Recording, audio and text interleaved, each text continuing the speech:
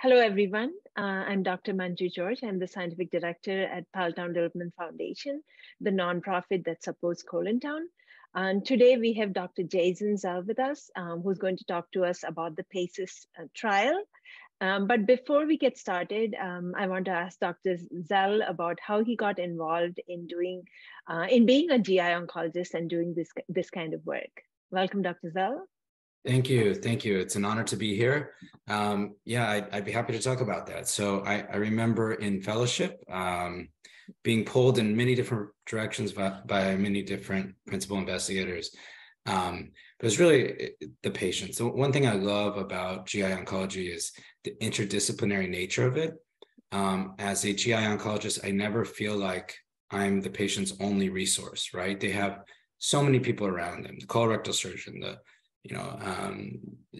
surgical oncologist, radiation oncologist, interventional radiologist, and even in advanced stage or early stage, we're all working together. We have 14 tumor boards at UC Irvine where I work. 3 of them are dedicated to GI oncology, upper GI, lower GI, hepatobiliary, every single week. So just a really exciting multidisciplinary disease. Now, specifically, I'm a cancer prevention researcher, and to that end, I had 2 legendary mentors. One was Frank Maskins, who was 2008's AACR, American Association of Cancer Research, Cancer Prevention Researcher of the Year, which is a global award. So he was a long-time chemoprevention expert.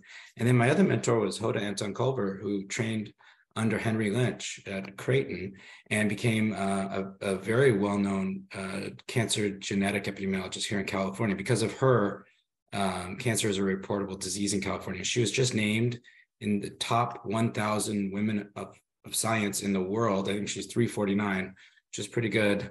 And so I'm very proud to have 2 outstanding mentors. And they kind of, with the cancer prevention and the genetic epidemiology, both of those lent very well to colorectal cancer research and prevention. Thank you very much for that. Do you want to share the slides, and then yes. We can get started? And I think this topic is also of great, relevance to patients because they're always concerned about what they can do, and then here in this trial, you're saying that there is something that can be done, right? Exactly, correct. That actually comes from the patients. It's usually considered the teachable moment when a patient has completed therapy, and then they ask, "What can I do now?" There wasn't a lot to offer, but in the prevention world, we do have this, the PACES trial.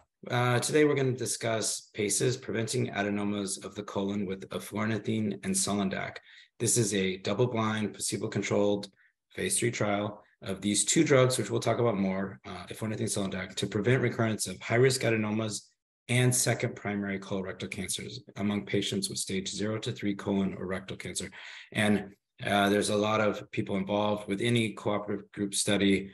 I have my co-PI listed there, Paul Brown, Joel Unger, statistician, Robert Krause on the surgical side, and then the NCTN co-PIs, which are very instrumental in keeping this trial going over the years. So this is the outline of the talk today. I rather than just give you a few slides on the trial, I want to give some background into colon cancer epidemiology and prevention. And then I'll just briefly introduce the concept of chemoprevention, that is using drugs to prevent cancer, and really limited to aspirin and then the polyamine inhibitors. And that's exactly what eflornithine and sulindac do. They inhibit something called polyamine synthesis. So we'll talk about that.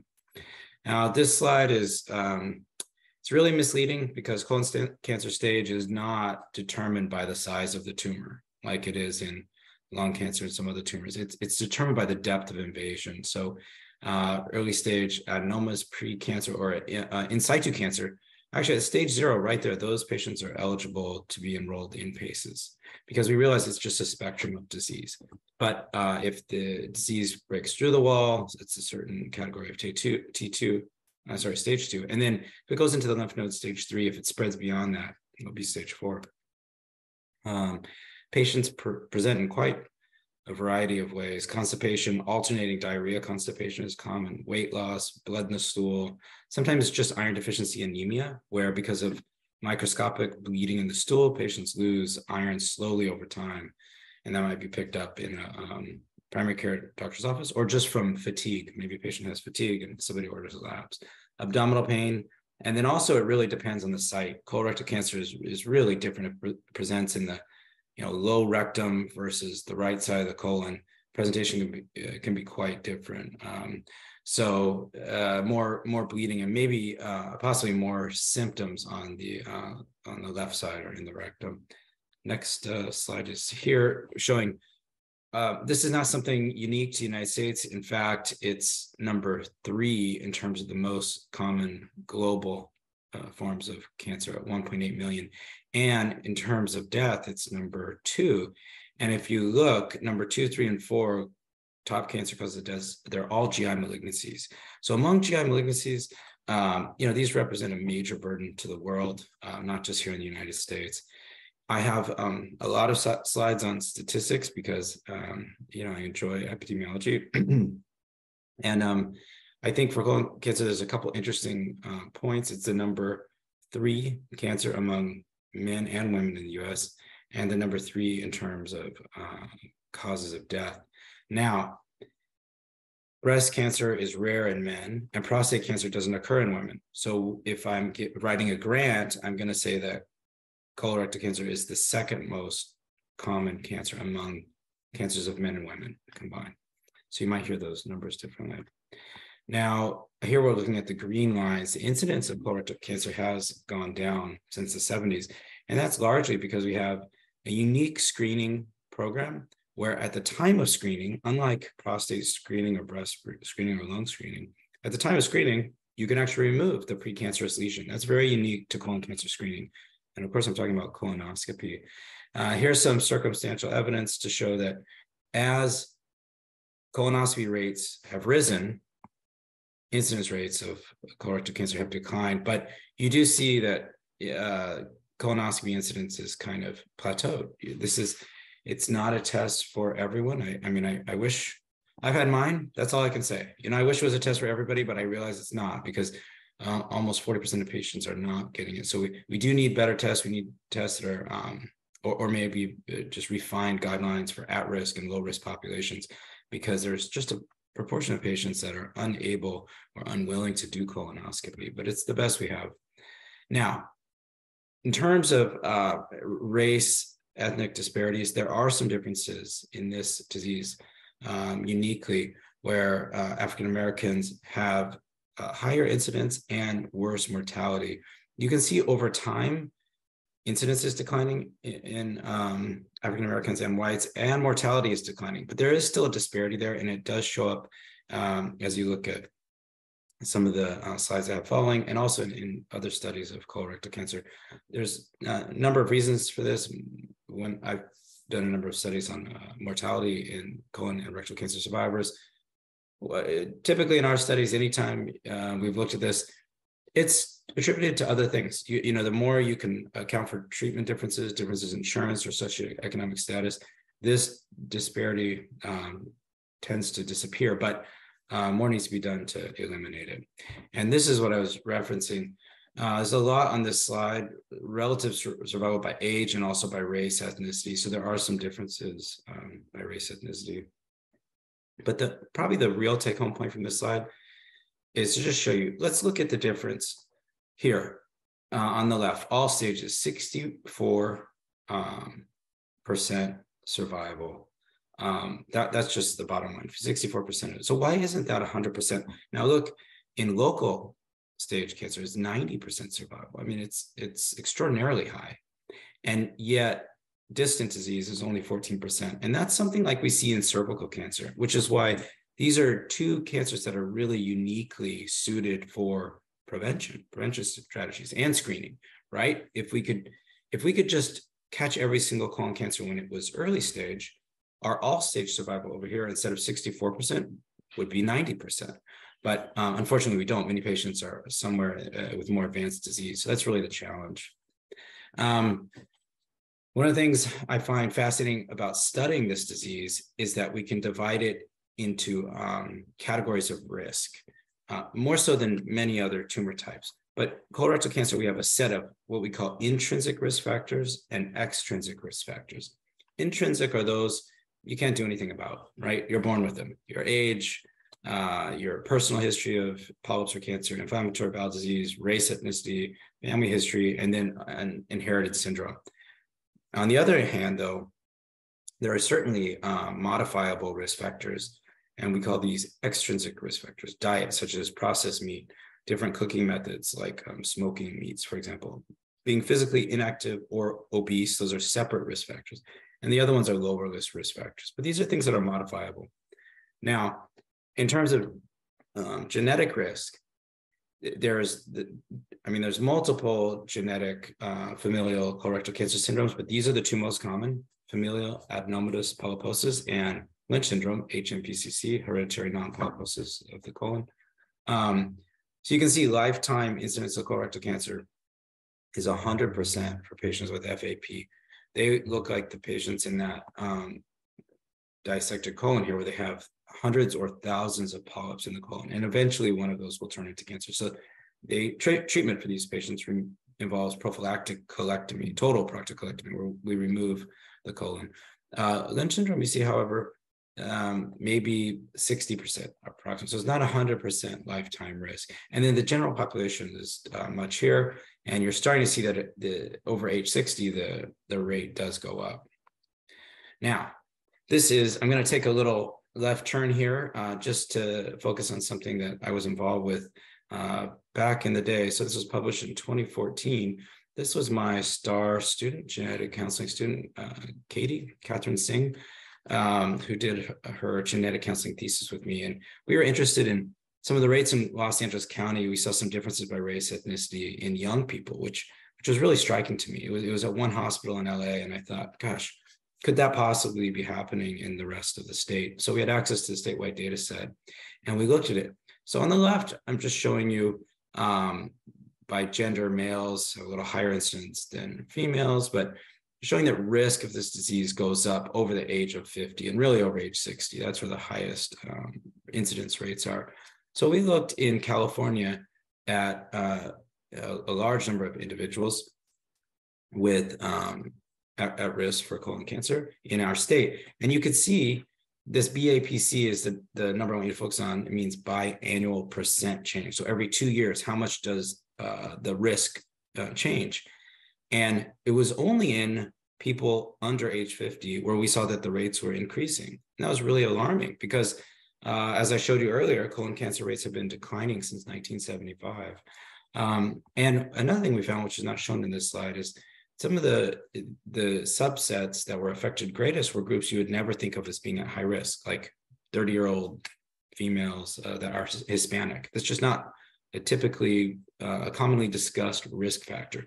And so overall, I think it's important to look at the number of cases. Like you see 514 in the young group for men, or 438. These are small numbers compared to 20,000 in the 80-year-olds in each category, or 32,000. So there's not an epidemic of colon cancer occurring in the young. That's not the message here. But the message is the only group where colon cancer rates are rising is in young people, where we're not screening in. Everyone else has negative rates, meaning the rates are going down over 50. So we weren't the only ones to show this. There was 3 studies in total before this one came out. And this was the one that really grabbed everybody's attention. It was the national study in JNCI 3 years later. And I think my quote in the New York Times was a little bit aggravated that, the message still hadn't gotten out 3 years later, but the question still is the same. What is the reason for this, and what do we do about it?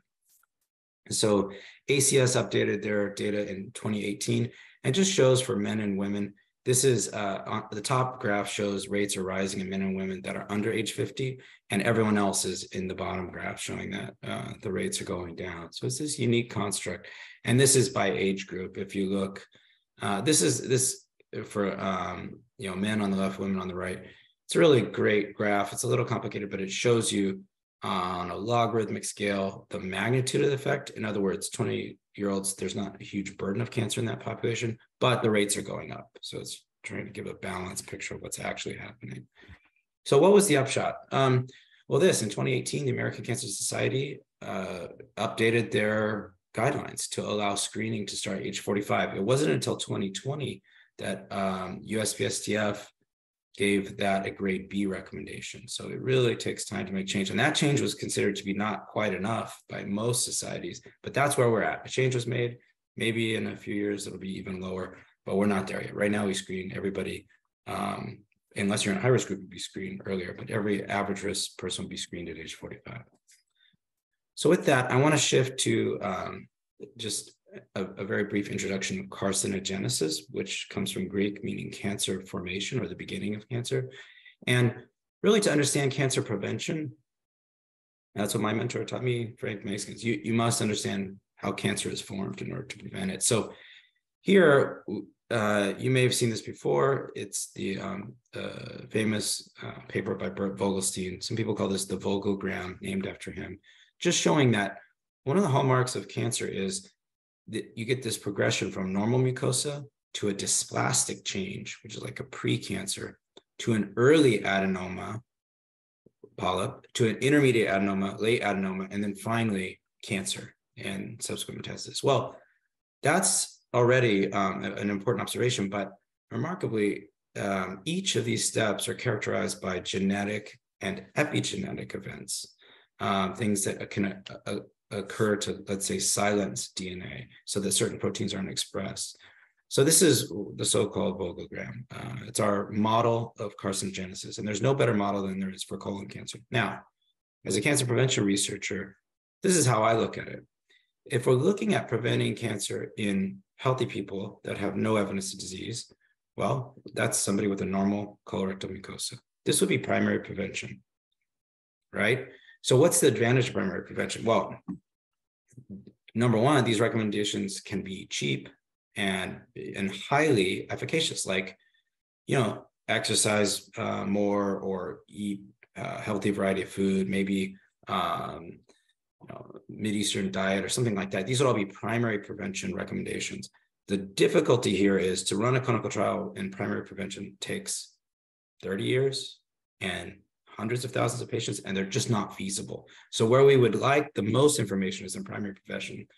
Often we have the worst quality of evidence to give recommendations because we cannot design studies. We can't afford to,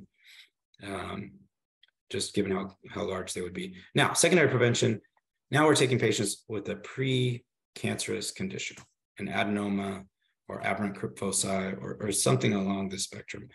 And then we're going to say, okay, if we did a clinical trial to prevent cancer, colon cancer in colon adenoma patients, that would be a secondary prevention trial.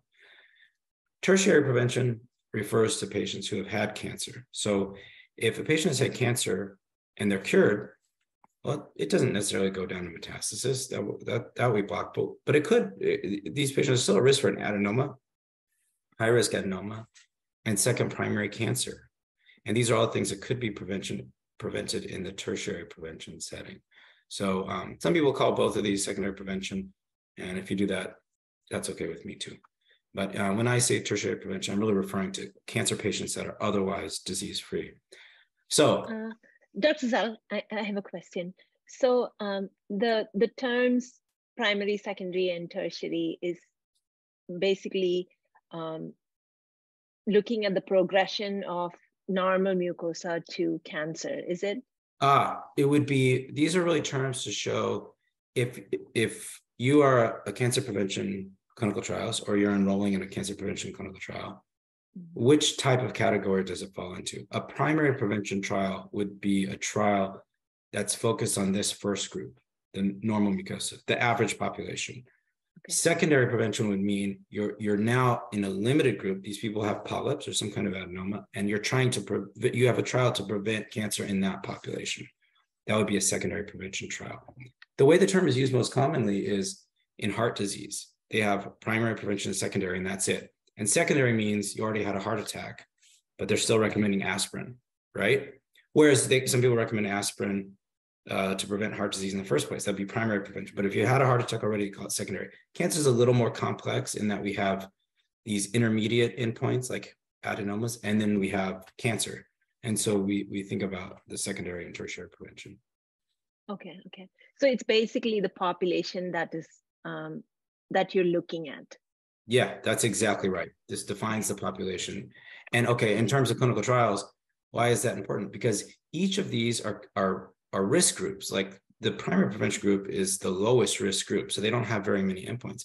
But now polyp formers form polyps, right? So you can design a study with a smaller sample size if you know you've got an at-risk population that's going to form polyps regularly. Some of these people in the primary prevention setting, they may never develop a polyp in their life. Okay. And then in the cancer setting, their risk of adenomas is somewhat akin to a polyp patient, if anything more, but they're also a risk for other events, progression and whatnot. Okay. Thank you very much. Sure. So I think with those definitions, I just want to talk about the history of prevention in this disease. And well, it's not been great. Fiber, fat, and folate. We've had clinical trials to prevent adenomas in adenoma patients. And guess what? None of those worked. So that's very disheartening. And it doesn't mean that a low fat, high fiber diet is bad for you. It just means that if you have patients eat their regular diet and you throw in a packet of wheat bran fiber, it doesn't statistically decrease the risk of adenoma. So probably in the diet, all these things are surrogate markers for a healthy diet, probably. And that's why the observational evidence that these things might be helpful didn't pan out in clinical trials. Low physical activity and high BMI increase risk of colorectal cancer in the Nurses' Health Study. And high BMI by itself is associated with increased risk of adenomas, as well as risk of colorectal cancer. So these are things that are modifiable that we know impact colorectal cancer risk. For any of your members in Paltown, I think this is a wonderful resource. The American Institute for Cancer Research, they have a book online that you can download for free. You sign up as a member, which doesn't cost. And in addition to having a lot of good statistics on every cancer type, they also have recipes, like heart healthy, cancer healthy recipes. So I find it to be a really cool organization. They estimate by staying a healthy weight, exercising, fill up on fiber-rich foods, about half of colorectal cancer could be prevented. And it's also by limiting red meat, processed meat, and avoiding alcohol. So now moving to chemoprevention, really the talk of PACEs, the clinical trial. So non-steroidal anti-inflammatory drugs are drugs that are used to decrease inflammation, like, Selindac in this study, or Motrin, ibuprofen, celecoxib, Celebrex. There's many of them. In patients with the familial adenoma, these drugs definitely cause regression of adenomas. It can cause them to disappear. Aspirin itself causes a 25 to 35% reduction in recurrent adenomas if you in a clinical trial setting. And then the COX-2 inhibitors, which have more cardiovascular risk, they were associated with a greater reduction in adenomas. So in a prevention setting, especially primary prevention, we can't recommend everybody takes COX-2 inhibitors, even if there's a low 2% risk of heart attack and stroke. That's a huge number for a healthy population. Now, if we're talking about cancer patients, maybe the risk is different, but it's just a unique thing to the field of prevention. You have to have a very safe regimen, because even the smallest side effects, if we're going to apply them in a primary prevention setting or a secondary prevention study, that low risk of cardiovascular events might be too much. And that's what's happened here with the COX-2 inhibitors. So how does aspirin and the NSAIDs work? They inhibit these enzymes called cyclooxygenase, COX-1 and COX-2, and also prostaglandins. So you get, these are things that are in the inflammatory cascade, and that can be very cancer provoking, and aspirin and NSAIDs decrease that. Currently, people ask me, this is probably the most common question I get from oncologists when I speak about prevention. Is there any recommendation for aspirin for cancer prevention? Actually, there is, but it's a very, very limited group. USPSTF, which is very conservative, says you can recommend aspirin for use of primary prevention of cardiovascular disease and colorectal cancer in adults age 50 to 59 that have a greater than 10% 10-year CVD risk and are not at risk for bleeding, et cetera. So, I mean, that's and they give that a B rating. So in other words, not really. USPSTF doesn't really recommend aspirin unless you happen to be that category, you're 50 to 59, and you have more than minimal risk of cardiovascular disease and no contraindications, no reasons not to take aspirin, then you can take it for both CVD prevention and colorectal cancer prevention. This was the landmark study in New England Journal almost 20 years ago, looking at aspirin versus placebo in 635 colon cancer patients. And here you can see the curves on the right show that aspirin, the incidence in the aspirin group was much lower in recurrent adenomas at 3 years. So this led to, this work on NSAIDs and aspirin led to the large NCTN study of 2,500 stage 3 colorectal cancer patients, which we call CALGB 80702. This was a complicated design. It was a study of stage 3 patients given, first they were randomized to either 6 or 12 months standard chemotherapy, FOLFOX, and then they were randomized to receive placebo or celecoxib, one of those COX-2 inhibitors. And the celecoxib was used because it was thought to be to justify the risk in this population. The low risk of cardiovascular events was justified. And this trial was, but that's inaccurate. The trial is completed. The results are negative. So it did not, there's a slight difference. It was non-statistically significant. So this trial is not going to show any benefit of NSAIDs in the setting. And they were really looking at disease-free survival. Does celecoxib prevent the time until colon cancer comes back? Which is much different than the way PACES is designed. So let's talk about that. The fundamental premise here is that polyamines are these chemicals, substances in the body that are essential for life. We need them for wound healing and for growth, for gating through channels, the way your cells signal with each other. It's an important part of that. Now, in excess, however, cancer formation is enhanced, and this is in epithelial cancers such as prostate, breast, and colon. So let's see.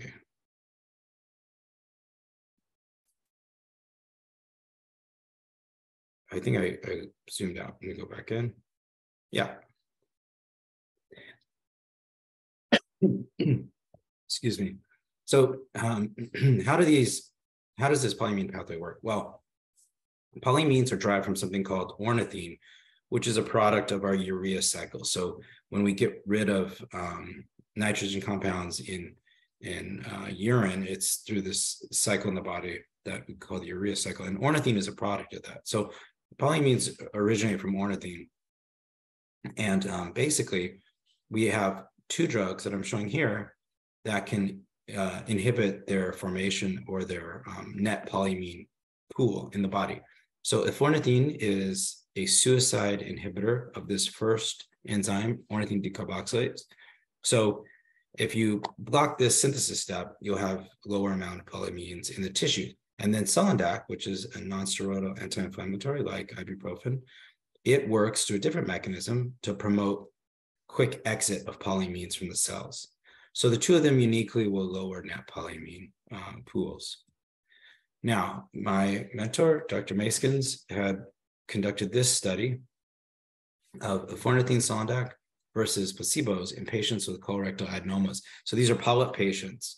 They go for a colonoscopy. If they had any polyps, they were removed, and then they were enrolled to receive either combination of ornithine Selandac to reduce polyamines in the colorectal mucosa or placebos. Now, how did they come up with this idea for study? Well, they ran a series of phase 1 and phase 2 studies showing what they term a dose de-escalation, the lowest possible dose of these drugs that can be used while still having an effect on the colorectal mucosa. That's really the target tissue that we're working to prevent cancers in here. And then the primary endpoint was total adenoma recurrence at the end of 3 years.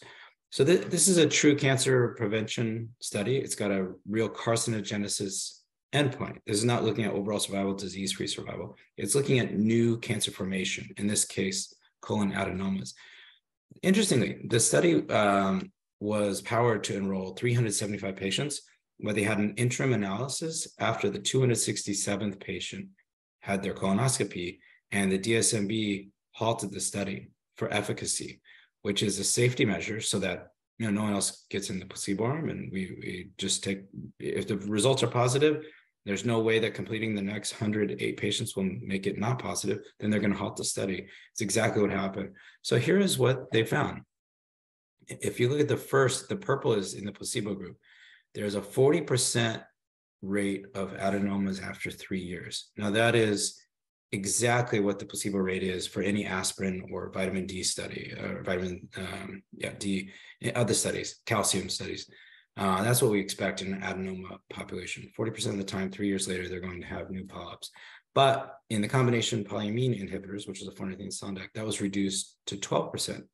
That difference is a 70% reduction, which is much greater than we had seen, remember, with aspirin around 30% or celecoxib 40%. Now, what really grabbed my attention was over here on the right. When we looked at high-risk adenomas, those advanced adenomas or multiple adenomas, these are the ones that go on to form cancer more quickly. Those are reduced by 92 to 95%. Now, essentially, especially in its current form, PACES is a study that replicates the prior adenoma study, but now in cancer patients. I'm a medical oncologist. All my patients have cancer already, right?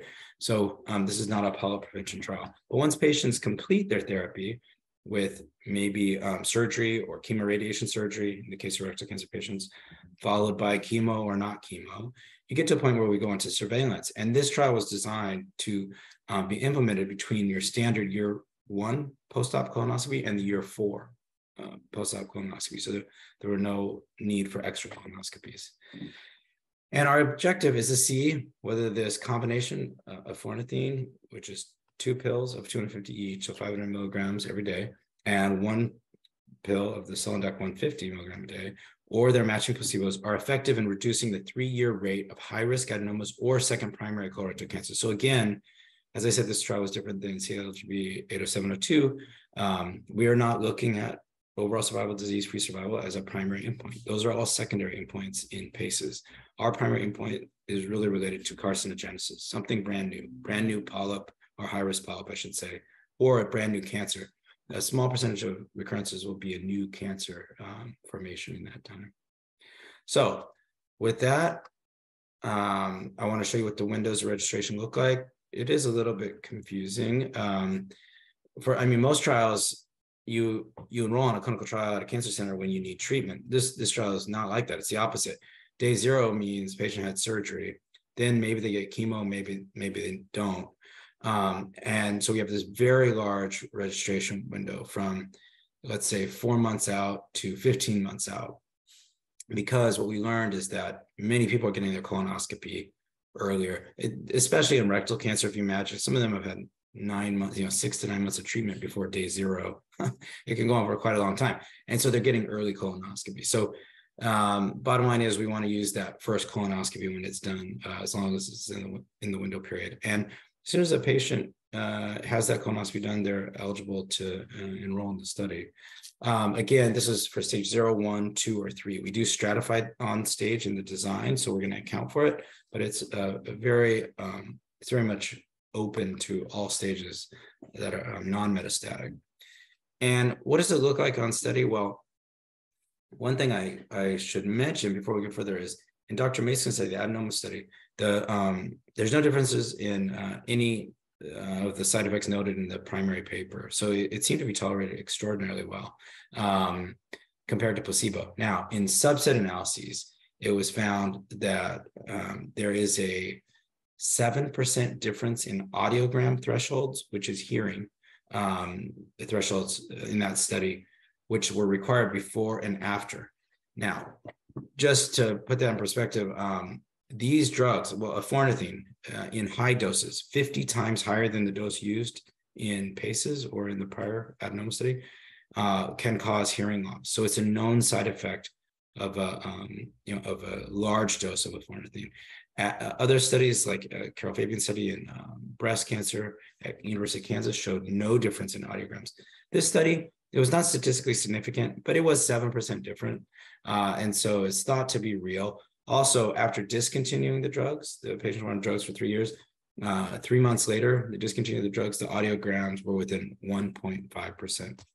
placebo. So it seems to be a very subtle and transient effect. There was actually no difference in hearing. In other words, not that the patient or the doctor reported or could tell, but in audiogram testing, there's a subtle finding that could be related to the drugs. And that's the only known side effect difference between placebo. Now, Sulindac, of course, on the other hand, there's a lot of potential side effects. You can read those if you look up even ibuprofen. But the difference is we're using just one pill of Sulindac. It's a very low dose of Sulindac. So it wasn't, no difference was seen in the prior trials. So patients are enrolled to get their baseline audiogram, colonoscopy. CTs are not required. If they have stage 3, they're going to get CTs, otherwise not required. And then they're going to take 3 pills a day, 2 of Fortithine, 1 Sulindac pill, for 3 years before their next colonoscopy. They have 4 visits, that's what the stethoscope indicates, in their first year, which would be their second year post-op. And then at year 3 post-op, which is year 2 of the study, you go to 6-month following. So in other words, this follows NCCN guidelines, exactly what you would be doing anyway. And then there's this annual exam at the end where we're just following to see if there's any side effects or any benefit in the later colonoscopies that might occur. And this is what the study looks like. So patients are registered and then stratified on stage. As I mentioned, they're randomized into one of 2 arms, a Fortithine Sulindac or a Fortithine placebo, Sulindac placebo. This trial years ago was a 4-arm study, but it was accruing slowly and it was needlessly complex. So we closed those arms, and now this trial reflects exactly the adenoma study that I mentioned before.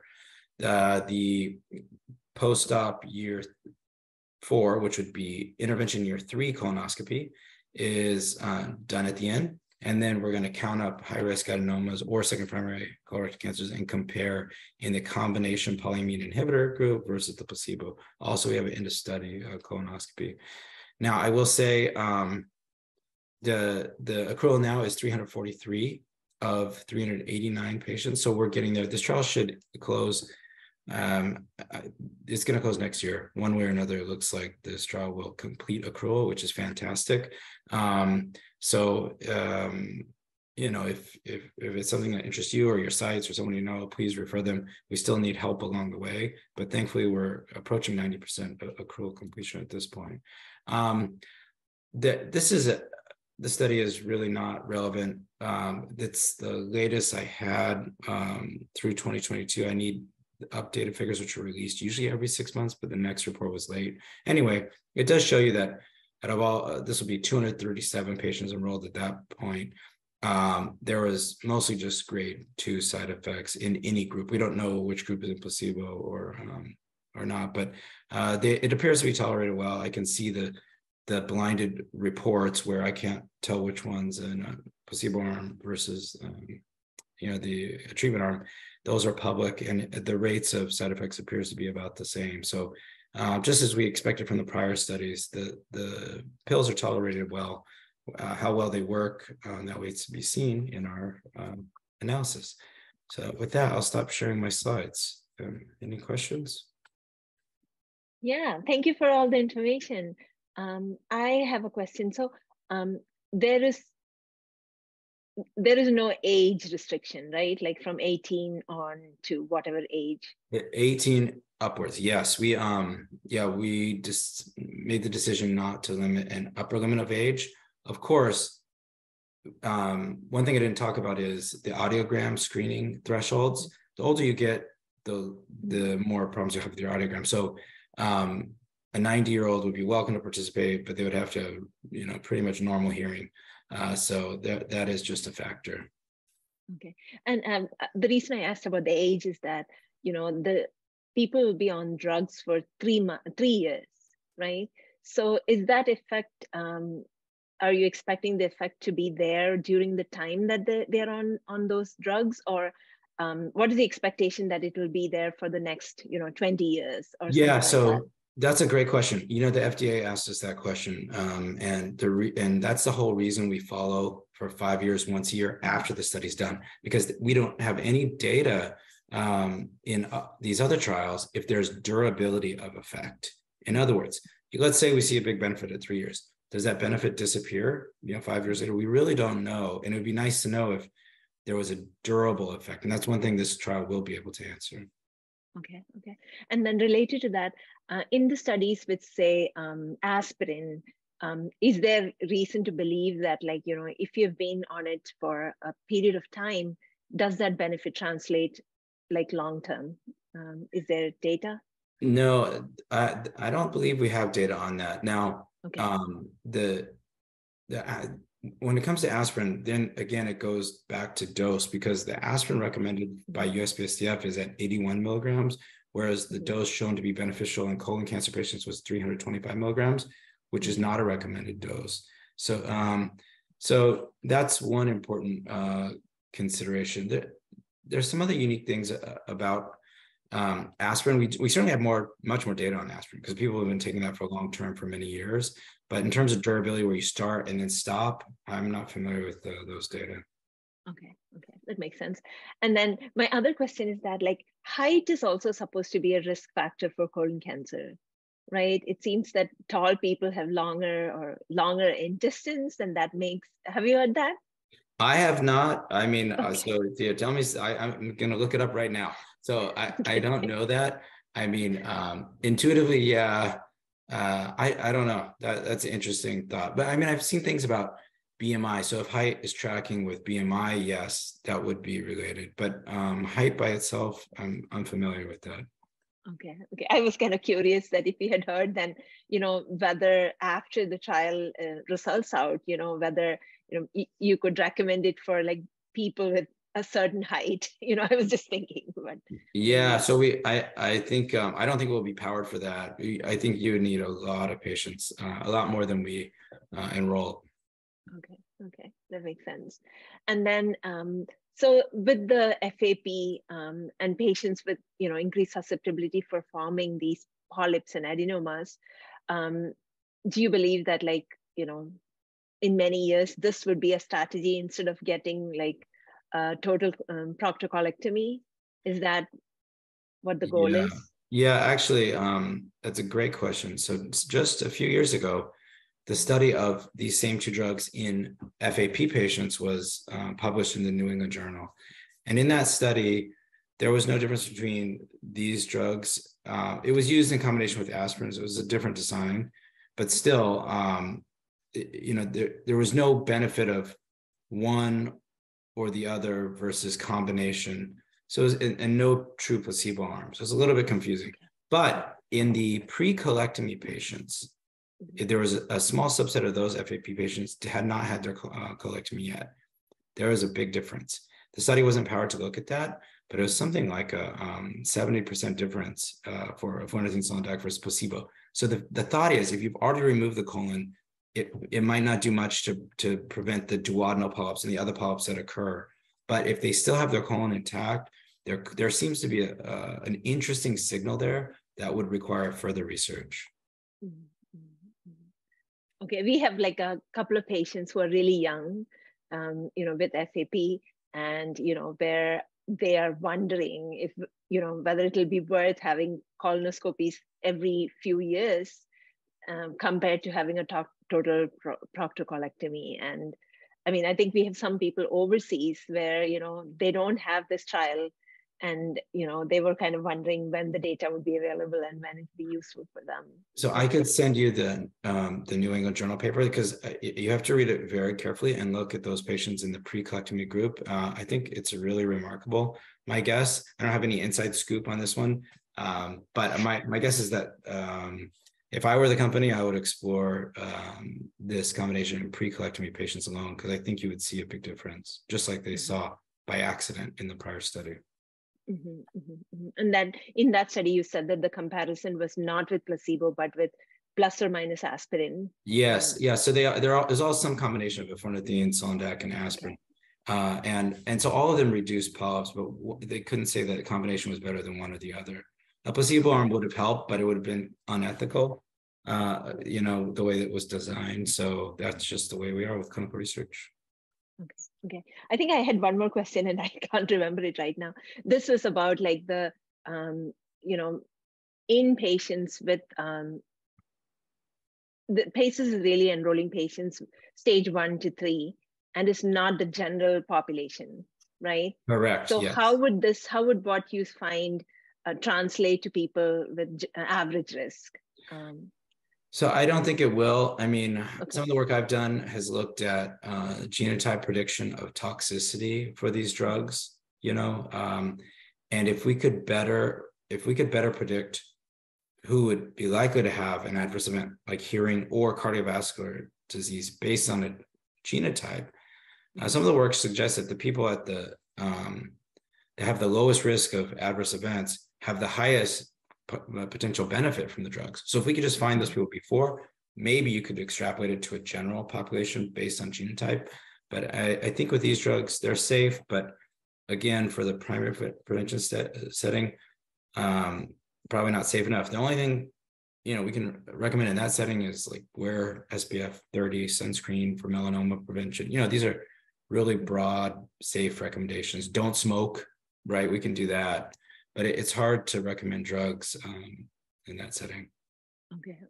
And then the other thing would be like, I'm also kind of curious that why did you decide that you would, the time for the duration of treatment to be 3 years?